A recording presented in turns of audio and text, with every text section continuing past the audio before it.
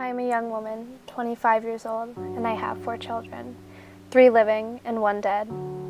I wish to God that you would give me some information how to prevent from having any more children. My husband is sickly, and half times we haven't anything to eat. I have 2 of the children that must go through an operation. Can you help me any way from suffering to bring children into the world to suffer and die? I am the mother of 2 small children. During my whole time of pregnancy, that is for the 9 months while I must carry the child, I suffer so dreadfully that I'd rather be dead than alive. I'd like rest. To tell the truth, I'm only 21 years old, and I'd like to enjoy myself a little while I'm young. Also, be a playmate to my children, instead of just a cranky, impatient, nervous, tired mother, if such a person can be called a mother. My husband loves me, and we love both children, but he is only a working man, and I don't think we should have any more children, for I am not able to properly care for these, except as I know I am shortening my own life by neglecting to have the care and attention I need.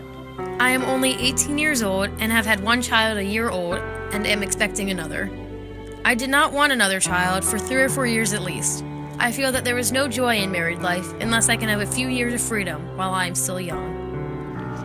Women in America were becoming more and more miserable. They were physically exhausted from the amount of births I had, they were mentally drained from trying to raise multiple babies, and were discontent with their living conditions due to the expenses of having and raising children.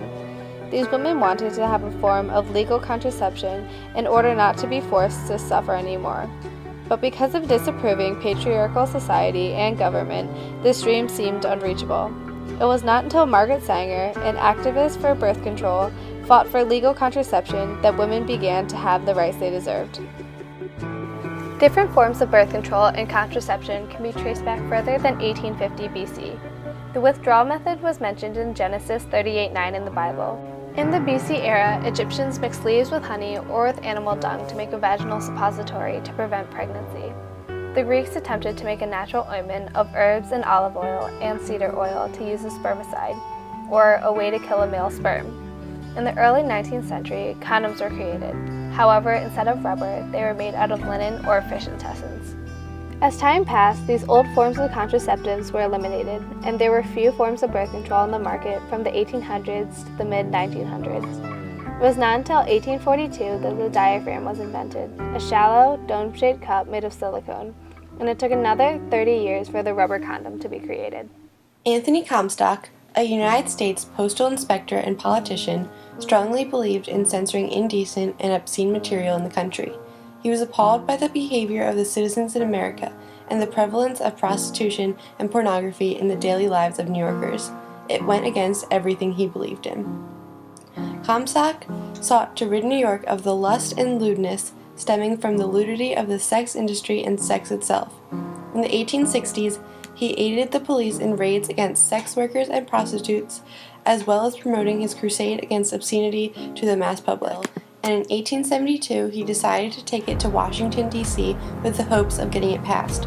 The bill included a list of contraceptives that he wished to have banned from use, along with other regulations on the transport and prescribing of birth control. On March 3, 1873, Congress passed his bill, which later became known as the Comstock Act. Shortly after the act was passed, 24 other states enforced laws of their own in hopes of preventing contraception.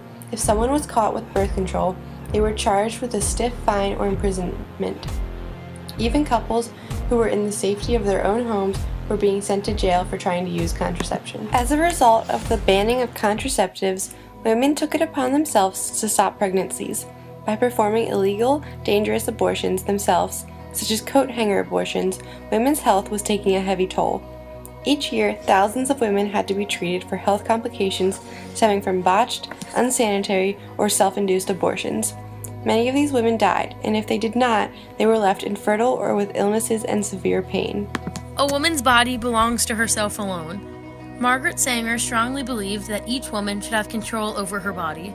Her mother had died young after having many children, and after watching her mother suffer, Margaret took it upon herself to help women gain control of their life. She was an obstetric nurse, and during her time in the hospital, she watched woman after woman suffer and beg her for relief. It was at this point that Sanger decided to find a way to help. She began to educate herself about contraception and stated, I resolved that women should have knowledge of contraception. They have every right to know about their own bodies.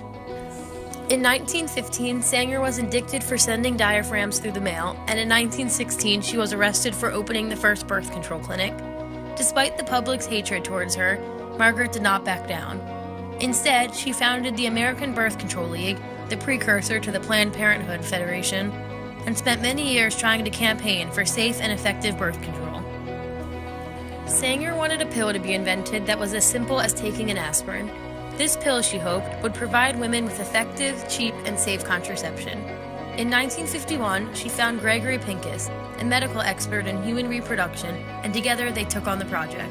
Not long after, Margaret found a sponsor for the pill research, International Harvester, and their collaboration led to the FDA approval of the first oral contraceptive, Enovid, in 1960.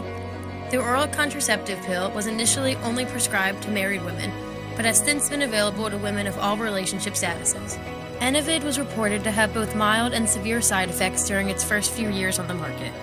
The earliest forms of the pill had very high doses of hormones that caused side effects such as nausea, bloating, weight gain, and depression. There were more severe ailments as well, like blood clots, strokes, blurry vision, and possibly cancer. Later and more advanced versions of the pill had lower doses of hormones, which significantly decreased the number of harmful side effects. Today, the pill is a very effective and safe form of birth control. In 2009, an estimated 12 million women in the US and 100 million worldwide used the pill for contraception. The pill can also make periods shorter and more regular, as well as reduce acne, bone thinning, premenstrual symptoms, and the risk of certain types of cancer. In 1992, The Economist called the invention of the oral contraceptive pill one of the 7 wonders of the modern world, saying that when the history of the 20th century is written, it may be seen as the first time when men and women were truly partners. Wonderful things can come in small packets. Contraceptive measures have progressed far past early versions of the pill, making the practice of safe and protected sex easier, more efficient, and safer. Different types of birth control have surfaced in the past decades, which provide women with a plethora of options for birth control based on which type is right for them. Besides the pill, women have access to IUDs, contraceptive patches, implants and shots, female condoms, spermicidal sponges, vaginal rings, cervical caps and diaphragms, and the morning after pill. Contraceptives are widely available and easy for women of all classes to acquire. It is these newly designed forms of contraceptives that have enabled women to feel more secure while having intercourse. If Margaret Sanger had not fought for women to have control over their body, women would not have had access to contraceptives. Sanger once stated, "No woman can call herself free who does not own and control her body. No woman can call herself free until she can choose consciously whether she will or will not be a mother." And because of the determination and grit she showed throughout her life, Margaret was able to set women free.